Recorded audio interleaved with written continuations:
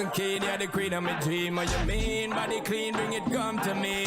Ready when you bring it, baby. Loving all your little body, say I need you to lead me to ecstasy, yeah. I don't even think you need a reason. Look at the family, family what about the left shandi. This is Mainland 98.3 FM. The hardship you face, I wish there were other ways, but there is not. If there were, in our quest to bring to the table issue-based conversation around nationhood and development, we have made 4 to 5:30 p.m. Monday to Friday the perfect time to welcome you into the Situation Room as we continue to build the narrative about public service and accountability. Mr. President, this Senate needs to know. Mr. President, this Senate needs, if I cannot say these things on this floor, sir, I better resign and leave. As elections give the citizens the chance to make their political to having a Nigeria and politicians on issues around Mainland 98.3 FM. Between October 2024 and January 2020, in the last 2 years, in more than half a decade, ask yourself, is it worth the risk? The answer is a resounding no. Scooping fuel from an overturned petrol tanker is not just risky, it is downright suicidal. Petrol, diesel, kerosene, and gas are highly flammable. One spark and disaster strikes. Ignorance or hardship cannot justify putting your own life on the line to stay alive. Whenever you see an overturned tanker or people attempting to scoop fuel, flee immediately or alert the relevant authorities to secure the area and prevent a potential explosion. It is better to stay alive for your loved ones who depend on you than any way being otherwise. Remember, fuel scooping is deadly. Don't take the risk. Stay alive, be alive, and live well. This message is from Mainland 98.3 FM, the sound of Lagos.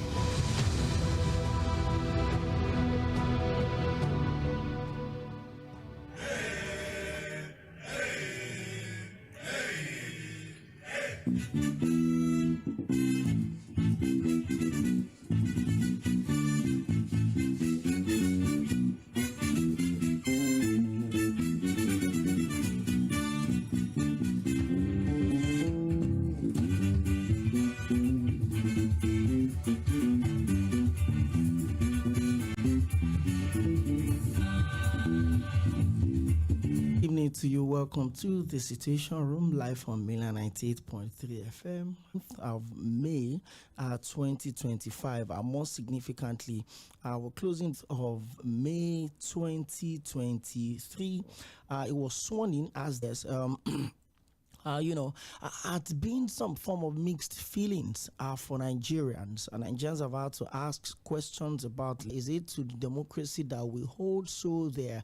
And so there's been a lot of questions for structures, agriculture, vis-a-vis food security. These are some of the questions that Nigerians have been asking. By the way, the entire week will be focused on assessing the administration of President Bola Ahmed Tinubu from different sides of, the campaign promises, all of the pillars, the former acting DG of NBC and the zonal director of NBC, Mr. Matthew Okodia, will be live, balance it across political parties as much as we can. APC, PDP, Labour Party, table conversation in the studio live, and all of our guests to be live in the studio as well. Would assess President Bola Ahmed Tinubu's administration itself. I will put all of those. So it's a mid-term assessment week for this administration. And so, because we're not just going to focus on the president alone, we'll also look at governors. Because monarchy also means that we cannot continue to just focus on the president or focus on just the center, whereas we'll have questions to also ask our state executive officers, that the chief executive officers at different states. We have government 2023 alongside the president, although of course the election was in March while the president was in February 2023. We'll also look at some of these governors. We visit states like Kaduna, we visit states like Plateau State, visit, other states where it's just been 2 years. We'll also look at Imo, the last 2 years of the administration. So it's a whole lot of week lined up for you just to assess this administration. So as we're looking at it at the federal, we're looking at it as well. Now on the 12th of July 2025, Lagos State, based on the last year calendar, as the Lagos State Independent Electoral Commission, would also go to on the 12th of July. The political parties have gone on with their primaries, and then so the battle line is drawn. There are quite a few controversies around some of the political parties' primaries, but then I think INEC has released the final list. So Lagosians will be going to the polls again on the 12th of July 2025 to choose who will be their local government and LC the month of June, and the first Friday in the month of July we'll have some form of a collaboration that the station is going into as well. We'll bring in, guests into the studio for the period of the situation. We'll talk about the expectations that people have for the local development in areas of primary health care centers, certain roads that they'll say, some roads is for the federal government, some is for the states, some is for the local government. We set the agenda for the incoming local government chairman across all of the 57 LCDs and local government in Lagos. So, to state, I'm sure that shouldn't surprise you. At the 2023 from the issues of insecurity, curfew being declared in some local government in the states, the killings, and it's good that we're having this conversation today because there's been, the height of same was about a month or so ago, but from all of the feelers I've been getting, sanitary for youth and sport in the state, and it told me that everything is calm. The governor had intensified the security measures in states, especially in line with instructions of Mr. President on track. Very recently, they brought in about 15 more aid, movement around the city centers and even the suburbs. The attention of the world to the plight of the people in Bassa, in Mongu, in Barikin. It's not yet Uhuru. It's just 2 years down the line. We'll assess the administration of His Excellency Governor. But it's a very important agency, belt region of the state. And one thing a lot of people have also struggled with, especially in the last 2-3 years, is the cost of medical commodities in Nigeria. Somebody will tell you, the best thing you can do for yourself is to stay healthy. Don't fall sick. If you go to the hospital, they'll tell me from. And one of the problems that a lot of people have said is, it is for so you look at the logistics, you look at some of these issues, but a certain state under the leadership of a certain pharmacist has been able to hack in a success story on the plateau. Is also, servicing the needs of some of the middle belt states like Benue, like even Bauchi that shares direct border with the states like Kaduna and a host of other, states within that axis. Success stories that are coming out, from some of these states. So on the show today, I have the DG of Plateau State Drugs and Medical Commodities Management Agency, pharmacist Kim Jerry Bott, live via phone from, I believe, is in Jos, the capital of Plateau State as we speak. Well, you're live on Mainland 98.3 FM, and as I said, all through this week is going to be an assessment for these of these monies actually reflecting in the lives of the people that they are governing. So, like I said again, pharmacist Kim Jerry Bott joins me on the show, a proper son of the soil, by the way, my very dear friend that is doing some amazing stuff for himself. Is the Director General of Plateau State Drugs and Medical Commodities Management Agency. Pharmacist Jerry Bott, good to have you on the show. And this is this is like an update. You're back on the show, and it's almost about a year that we last had you on this show talking about this same topic. So we're getting Thank you so much for paying me. Thank you, Scott. Thank you, everyone. Actually, special greetings to you from a very cool and unique city of Jos. With love against you all. And I hope that by the grace of God that we share with you that we just set us. Help me change your location a bit so that we can hear you clearer. Yeah, I can hear you now about love of the year. I'm sure Jos is a bit chill. That was home for me for 7 years. My NYSC, in 2014, we were part of the people that conducted the 2015 election as core members. When I drill into the conversation around Plateau State, likewise Kaduna, likewise Kano, then of Plateau for many years. And that place would always be good. Hello, can you hear me? Yeah, I'm with you. Okay, good. Jos. And I was told I was given a platoon name. And the platoon name happened to be one of your names, Kim. So I went ahead to find out what it meant. Yes. And it was a very special honor, by the way. And events are pretty quiet, though. So the name happens to be Kim. So Igu. Thank you. Thank you. Yeah. Okay, so let's get straight up into the conversation. It's been a long journey for you, even though you're in the DG of such a very important agency. Effect on other neighboring states in terms of medical storage. So how far have you come? Talk to us about the journey, especially journey being so far for you in the last, since you've been the DG of this agency. And I'll tell you, it's not easy to come up to speak with the reality of getting new things done, your energy, your finances, your emotions, everything to the job. I'll tell you, they have completely swallowed and are taking over my head. So critical is the importance of society. We are far away behind from where we are today. And I'll tell you, we are at the hem of a field. Let me form a background by the pronouncement of President Trump, who happens to be the 47th president of the United States of America. If I'm right, 47, right? He actually brought to the country, precisely Nigeria is one of the major beneficiaries. But as it is, it may not be not usual. And so what has actually done about the need for us to come to speech.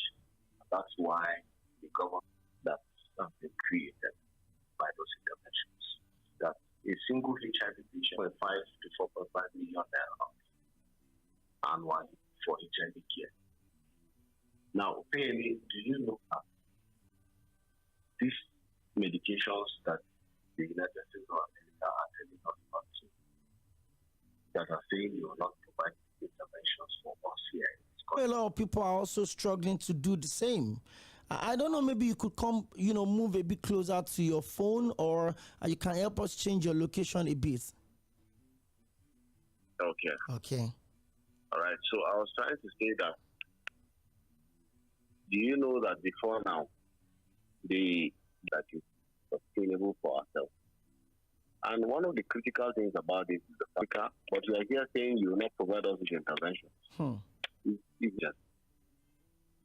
The drug management agencies are actually localized from agencies that for Plateau State, just like Lagos and some other states, are not left behind. So we are here to make sure that selection and quantification and indeed distribution of medications are done to satisfy. It's also done in a way that our people get exactly the raw materials that they have around them. For example, we use a lot of cassava starch for our tabletting today. We use it of some other cereals like Jᴏɪr and co. And we bring them all up to speed. And truly, we're already getting the chance here in this Nigeria. And that product was made from Jᴏɪr. And the only quality Jᴏɪr that would provide that solution was actually gotten from Jos Plateau, Design Standard Operational Procedures that are specific for us as a nation. And it is good to our people. And we help our people get better. And truly we are moving. Right after launching of the products that were locally manufactured, we have done serious capacity building. We've injected into our people the need to understand that we must revolve funds in a way that healthcare will be affordable for our people. And as well as also marking out and encouraging our local manufacturers. This, of course, is evident in the upcoming sector-wide. To say that the sector-wide approach will cover every sector within the health system. And at the end, as we come with one budget, we design one plan, we go into one conversation and one implementation, and then to local manufacturing. Okay? So basically, these are the things that have been happening. I'm sure the hope of the common man, because so And thank you very much. I'm sure you know that I would have a love to drill you today of materials, especially raw materials. I know that one of the issues we've had, even during COVID, the vaccines, there were complaints about storage facilities. Some of the challenges that led to Nigeria not being certified polio-free earlier than it was the issue of transportation of these vaccines and the storages of some of these vaccines. These were issues that we've dealt with. And what is always a struggle. Sometimes it could be electricity to preserve some of these medical commodities. Sometimes it could be transportation, maybe no good road to transport them to certain locations on time. These are issues that we've dealt with or we've struggled to manage. Now, with such a keen into it, how significant, pharmacist boards, do you think these assessments will be going forward to the issue of achieving decent health care across the Federation, not just Plateau State alone? Nigeria as a whole has a lot of challenges around healthcare, storage of commodities, and even the entire supply chain system. But the coming of the Drugs and Medical Commodities Management Agency across the entire country of logistics and supply chain management. Therefore, transport and storage of vaccines is also one of our major functions. It's also one of our major roles. It is also one of the major things we do. And that's why in our warehouse, just like other places, even in our delivery process, we have factored maintenance of this cold chain. Because we're already coming, NAFDAC is already doing a good job in carrying out science back and it went. We are also going to fight cholera, and then by the grace of God, we will overcome cholera. We also have opportunities that lie on the chain aspect of cold management, what we call the cold chain management in our warehouse. What we spend on the minimum every day is 10,000 naira. Go lithium. That's the way of actually saying we'll solarize the warehouse. We'll solarize the entire agency and see if we can decide to make it 10 NEPA, otherwise referred to as the electricity distribution company. Currently, we just make them alternative power sources, So, yes, we are definitely going to get there. And I'll tell you, it just got up. A child doesn't learn how to run upon delivery. But our main concern is sustainability. Very poor. And so we are trying our best to see that we put up a system that is sustainable until the common man gets the best out of this system. So that's actually our desire at the moment. Okay, I mean, it's quite futuristic. Knowing that we have some of these challenges is always a major way into, looking for solutions, or in areas of medical commodity storages alone, even in our daily movement. But it's always very important, especially when you have commodities that, and some of these issues are things that we're battling with. And I'm happy that we have agencies and we have individuals also that are working with federal agencies across state levels that are putting some of these things in place. So, I mean, we've opened up these success stories up, but I think some months back, I was watching a report on one of the national TV, and it was like a report on the facility that you're managing as the DJ on the plateau. And I looked at the building of those facilities. I looked at, some of the things you have on ground. And I just asked myself if we can replicate some of these things across some of the prices of commodities in the market, because every medical commodity importer will tell you that, we have problem with storage. Some of them would have to bring some of these things in on emergency so that it can't afford to stay too long, like it or not. Some states cannot even self-fund their own daily existence. So from some of the things you've done, has there been issue of counterpart funding, or it's just been the governor of the state putting money into? Yeah. All right, so O꞉, let me draw your attention to what is called the political will of a leader. You see, the first thing, and you are damning consequences that will negate the profit your people will get. from the will of His Excellency by Akaleb Manasseh. Okay, today I know that there are states that have issues with funding. Okay? If you look at what the WHO is saying, the WHO is saying a particular percentage of your budget should go to health. And we're actually talking about over 21% of the same thing with education. Okay? What the United Nations is saying is that we must have invested over 25 hospitals and private schools taking over respectively. Now, yes, as an agency, you can be in resource mobilization, you can refer to individuals who are well-meaning, you can refer to the federal government upon assumption of office. So the Global Fund came to say, okay, Plateau State Governor Caleb Mutfwang actually saw that opportunity and jumped at it. Okay? He jumped at it immediately as an opportunity. He was the first to pay his counterpart fund. He was the first to comply. Okay? And so that actually brought us to where we are today. And so I'm saying that there are states that may have issues with that. But resource mobilization is also critical. Meaning that even appointments of public officers should be done based on merit and people who have what it means to run the system. Can be an issue. Driving a process and sustainability can be an issue.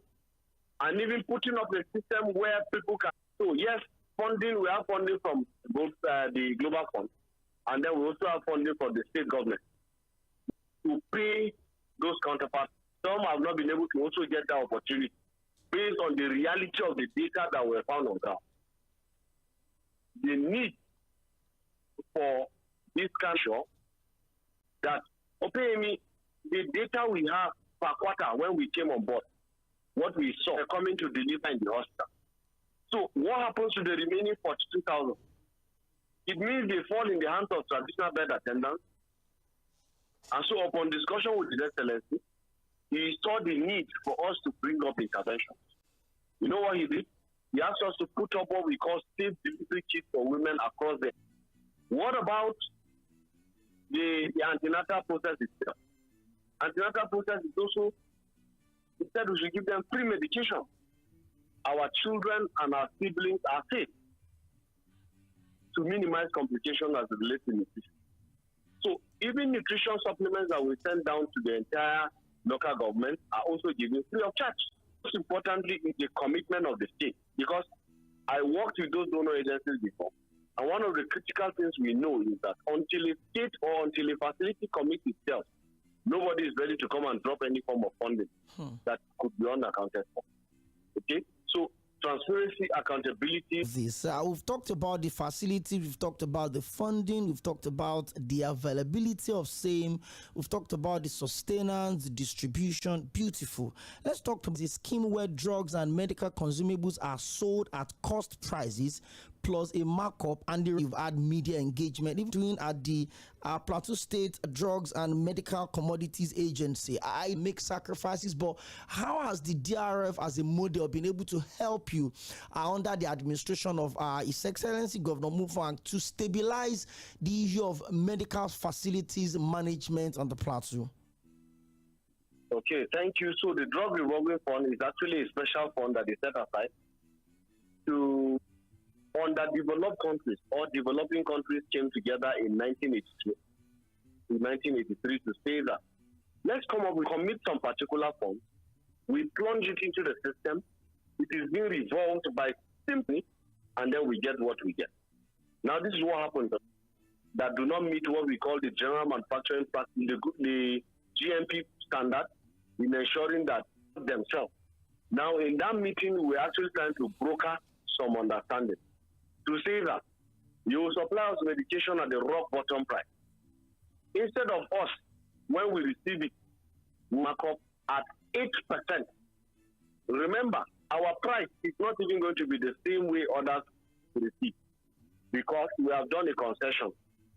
So if we have a rapid turnover, can actually bargain for 7 naira. So if we bargain for, let's say, 7 or 8 naira, we will now receive 8.6 naira. So the person that receives at 10 naira will receive, put up a markup of 8%, which will now be 10.8 naira. Ours is 8.6 naira. Theirs is 10.6 naira. Look at the difference. MOUs to minimize wastages in terms of expiry. It also helps you to have, in fact, for us, we have to design and the health facility. How did we do it?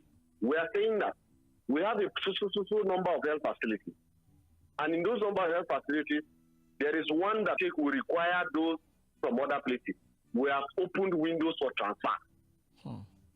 Will we now record expiry? The answer is no.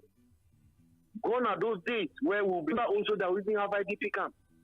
So annually we check our inventory, go to orphanages, go to hospitals, and donate free and tell them that this has been paid to be able to utilize.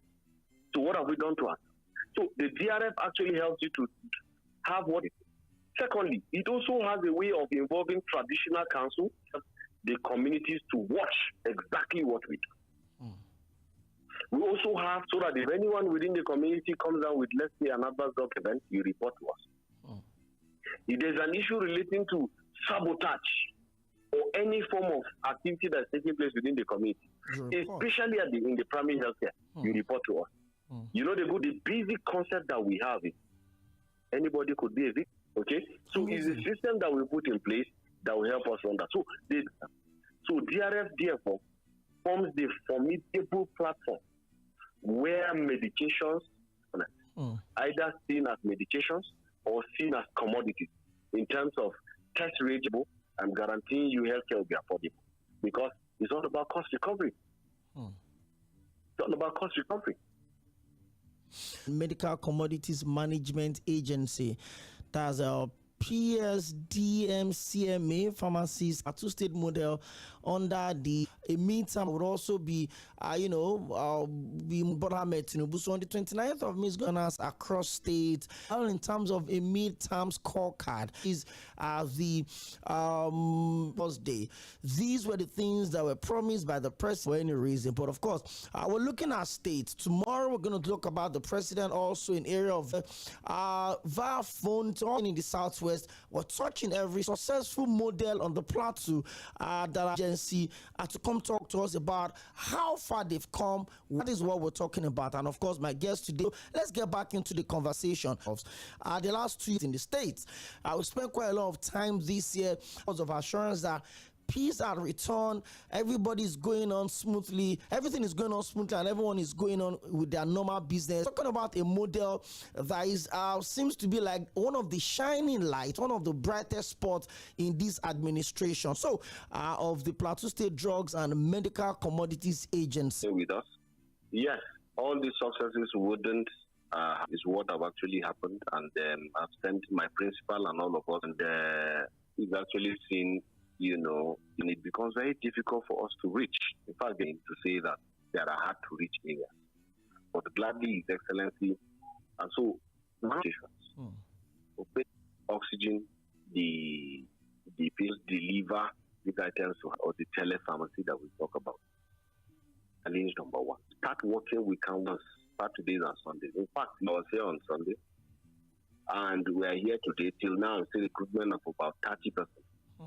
And out of those operations, contamination of our tablets, under the supervision of the pharmacy that will make the entire state feel our impact. We're doing our best with the help of God to really, really overcome.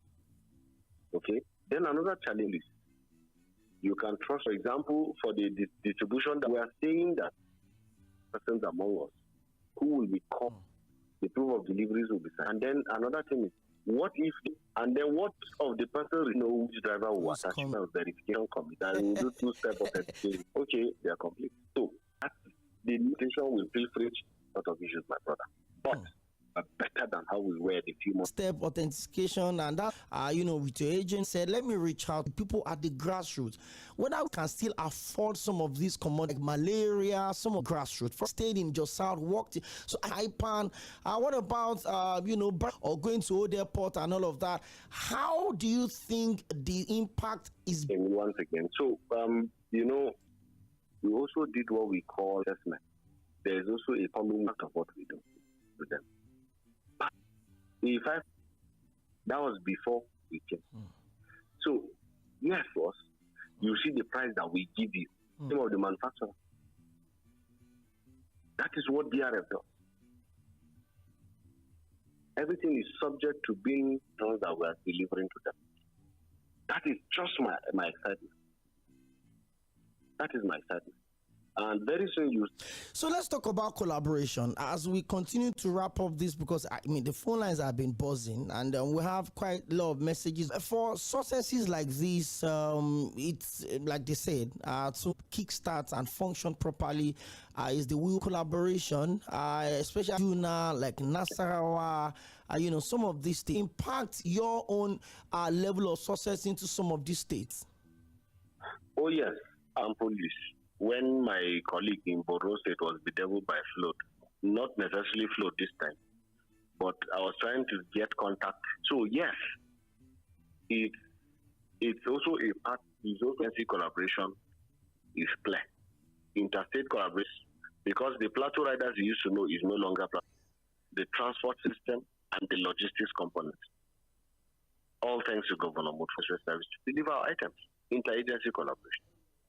While we are doing to also bring up their good in coming to see how they put up our primary healthcare and so on and so forth. And I'm telling you, there is nothing that helps and makes life easier come to provide succor to us and in what we do. In fact, currently our sector-wide approach and other activities are being targeted by the use complications in delivery and so on and so forth. So that will improve our indices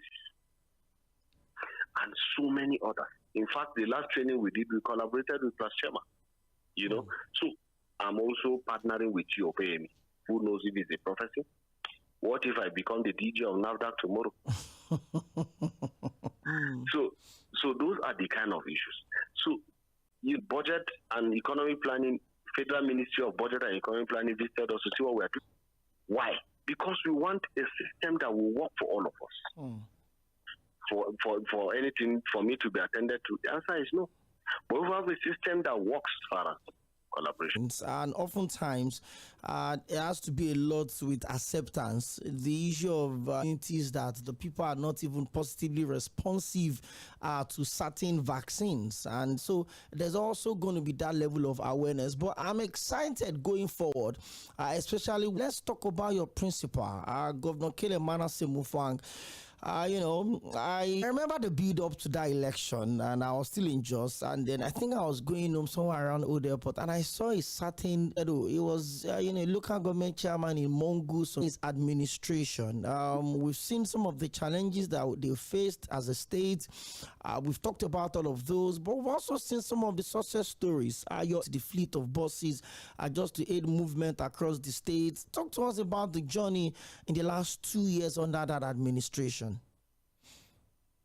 Oꜱ has deployed a lot of the Ministry of Ministry of Agriculture currently is providing fertilizer.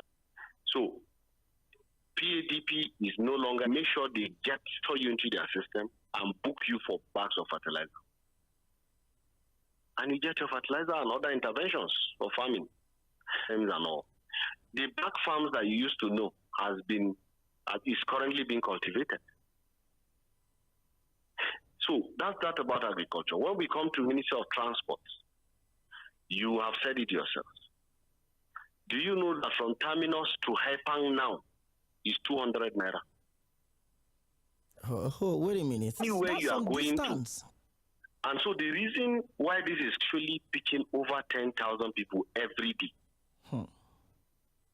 Now with this, do you know how much money the citizens of Plateau will be saving?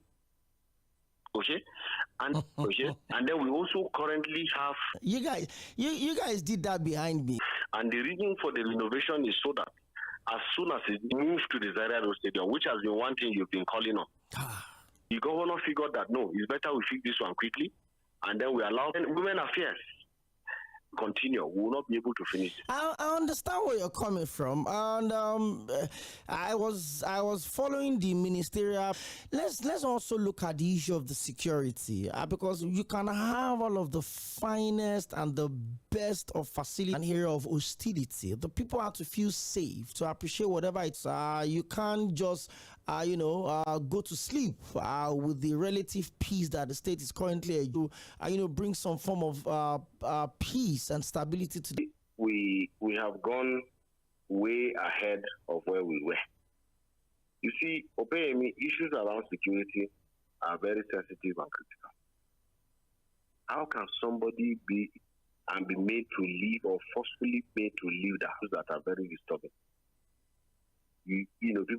By re-strategizing, we will empower Operation Rainbow. We will have them well fit. And then in our security meetings of these meetings, and most times the meetings are done when we don't even know. Most of us don't even whatever it is that he's doing without us knowing, which is good. You don't expect then allow people to just see exactly what you're doing at the case meeting. So I may not really have much to say about security, but I'll tell you. Honestly, I would say when the governor took, I know states that were getting maybe 2 billion, 3 billion from Federation account and I'm getting 8 billion, 11 billion. So what exactly we can, and trust me, we're going to focus on the presidency because at the end of the day, the buck stops on the table of Mr. President. So I would just limit the conversation, but he's told us about the development in area of transportation, absolutely paramount. So, I mean, it's something that I'm excited about, but I'm sure somebody saw and is like, why is he not talking about Lagos? Or why is he not talking about Ogun? Well, the Lagos state governor is in his 6th years in office as governor. Or why is he not talking about Osun? Certainly we'll touch Osun. In fact, Osun is a healing. We're not going to leave any state, especially states that you have Hajj in the country and it's been reportedly deported back in Sheikh Hamad Gumi from participating in the thing on his official Facebook page, and he explained the findings. Gumi was among those group of clerics sponsored by the Nigerian Hajj Commission to offer really give you more information on that. Wants to say about the conversation we've had today. Yes, please. Beautiful. So it's time for you to join us at the 0913-600-0410. Let's get it on. Hello, good evening. Mr. Taiwo, where are you calling me from? I'm talking to mainland radio. Yes, please. Please, I want to make an inquiry for Saturday, the 31st of May. Is on the what? On Saturday, the 31st of May. But of course, Children's Day is tomorrow. So I would have a regular shout out to the kids, but the party itself is on Saturday. Okay, you extend it to Saturday, right? Thank you very much. Let me try and read some of this message. Someone says, good evening, Okwe. Thank you very much for your guest. He has spoken well. The issue of local government operation in Lagos is very vital. I can't wait for Friday for us to start. Thank you very much. Okay. Hello, good evening. Hello. You're welcome. One of the people I will give in this new government that we are looking at their 2 years in office. If El-Rufai was there for the good 8 years, the Sada Kaduna is always on fire. But when this government came in, we have never, what is it? Even though, that's just this question I'm just asking.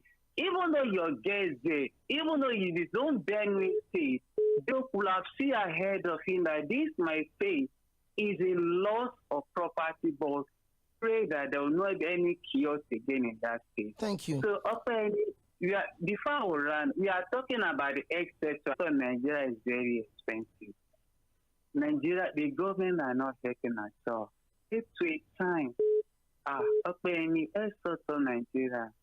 It's only God that. What the agency is about to subsidize some of these things and make it absolutely available for the people that needs it. Hello, good evening.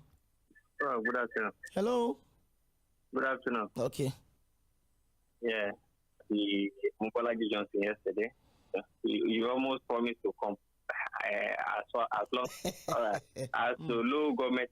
In fact, any update, comments and feedback from these conversation. Hello, good evening. Good evening. Okay, Mr. Falabi, good to have you join us. Yes, sir. So, Mr. Akinode, I just want to. But secondly, concerning the issue of allocation to the state government, so I'll be very happy. The allocation that each state is getting from federal government now is good, as you are calling on each state. So, please, we are following you. Thank you very much. As long as we can reach out to the contact and we can get as much contact as we can. So, case of having the right people at the right places, that is why you are getting the back to normal. God bless your guest. One more call before we let my guest. Hello, Mr. President. To get to understand the problem behind allocation to states.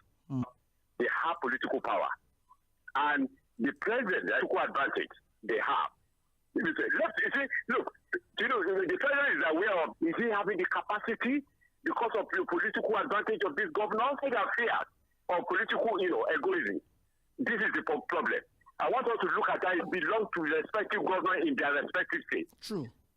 And now we need to leave the studio. I mean, it's been an amazing conversation with you on the show today. Pharmacist Kim Jerry Bott, the Director General, a lean on pharmaceuticals and DRF, of course, for being my guest on the show today. And thank so much for paying me. I appreciate it. And thank you, Lee. Honorable Musa Ashoms, and of course, to every good people of Plateau State. Stay safe. We're so grateful. Thank you very much. Well, we need to go. It's 5:30 already. And next up is Mainland FM Sunset News. And like I said, you get more stories and more and everything you need to know. But by 6 o'clock, I would also come back. There has been no other person than the Director General of the Plateau State Drugs and Medical Commodities Management Agency from 4 p.m.